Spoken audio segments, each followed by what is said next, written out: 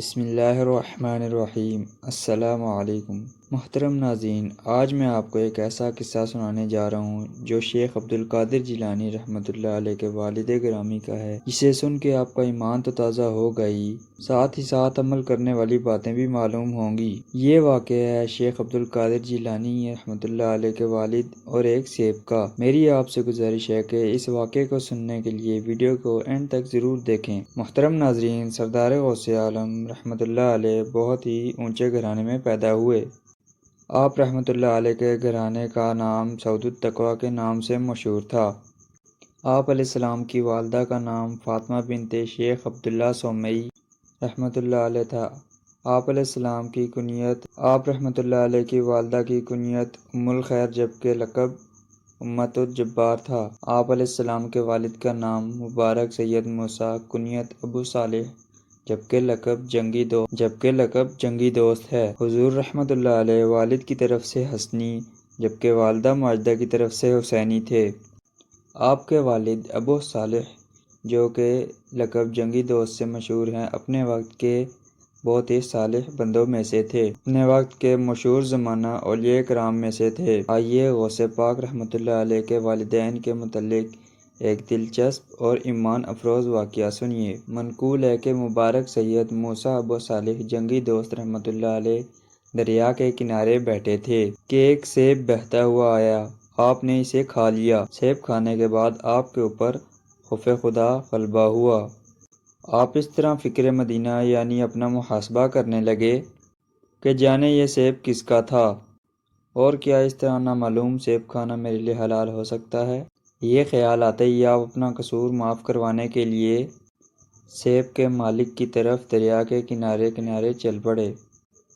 ایک لمبا سفر طے کرنے کے بعد جب انہیں ایک نہایت عظیم الشان عمارت نظر آئی جس میں سیب کا ایک بہت بڑا درخت لگا ہوا تھا، جس کی شاخوں پر سیب لپکے ہوئے تھے اور یہ شاخیں پانی کی طرف پھیلی ہوئی تھیں، آپ کو یقین ہو گیا تھا کہ جو سیب میں نے کھایا وہ اسی درخت کا ہے۔ تو آپ نے لوگوں سے اس باغ کے مالک کے بارے میں پوچھا اور پتہ چلا کہ اس باغ کے مالک تو اپنے زمانے کے مشہور عالم حضرت عبداللہ سومئی رحمۃ اللہ علیہ ہیں۔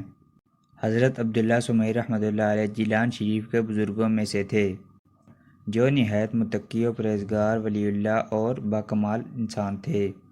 چنانچہ حضرت عبداللہ سومئی رحمۃ اللہ علیہ کی دعائیں بہت جلد قبول ہو جایا کرتی تھیں، اور اگر وہ کسی شخص سے کسی بات پہ ناراض ہو جاتے تھے تو اللہ ان کو اس کا بدلہ اس سے لیتا تھا، اور اگر کسی سے خوش ہو جایا کرتے تھے تو اس کے بدلے اللہ پاک اسے انعام و اکرام سے نوازتا تھا۔ آپ کا جذبہ نوجوانوں سے کافی پرجوش تھا اور جسمانی کمزوری ہونے کے باوجود بھی کثرت سے نوافل ادا کرتے تھے اور ذکر و اذکار میں مصروف رہتے تھے۔ آپ نبی صلی اللہ علیہ وسلم کے وسیلے غیب کی خبریں بھی بتا دیا کرتے تھے، اور جو فرماتے تھے بعد میں وہی کچھ ہوا کرتا تھا۔ بلا شبہ یہ آپ رحمۃ اللہ علیہ کی ایک شاندار کرامت تھی۔ جب سید موسیٰ ابو صالح جنگی دوست رحمۃ اللہ علیہ کو باغ کے مالک حضرت عبداللہ سومئی رحمۃ اللہ علیہ کے بارے میں علم ہوا تو آپ بغیر کسی تاخیر کے اس مقام پر پہنچ گئے اور ان کی خدمت میں عرض ہوئے اور سارا ماجرا بیان کیا اور ان سے معافی بھی طلب کی۔ حضرت عبداللہ سومئی رحمۃ اللہ علیہ جو کہ ولایت کے اعلیٰ مرتبے پر فائز تھے، جب ان کی یہ بات سنی تو آپ کو معلوم ہوا کہ یہ اللہ کے کسی نیک بندوں سے معلوم ہوتا ہے، تو آپ نے اس کی بات سن کے فرمایا کہ تمہیں 12 برس ہماری خدمت میں رہو گے تبھی معافی ملے گی۔ قربان جائیں حضرت موسیٰ جنگی دوست رحمۃ اللہ علیہ پہ، جنہوں نے بغیر کسی سوال جواب کے اس فیصلے پر آمین کہی، اس فیصلے کو قبول کر تو 12 سال آپ کی خدمت میں رہ کر آپ کے سارے کام پورے کیے۔ جب 12 سال گزر گئے تو اگلا امتحان آپ کے استقبال کے لیے تیار تھا۔ اس دفعہ کا امتحان شاید پچھلے امتحانوں سے عجیب اور سخت تھا۔ وہ یہ کہ حضرت سیدنا عبداللہ سومئی رحمۃ اللہ علیہ نے آپ سے فرمایا، ایک خدمت اور بھی ہے۔ میری ایک بیٹی ہے جس میں 4 عیب ہیں۔ آنکھوں سے اندھی ہے، کانوں سے بہری ہے، لاتوں سے معذور ہے، باتوں سے معذور ہے اور پاؤں سے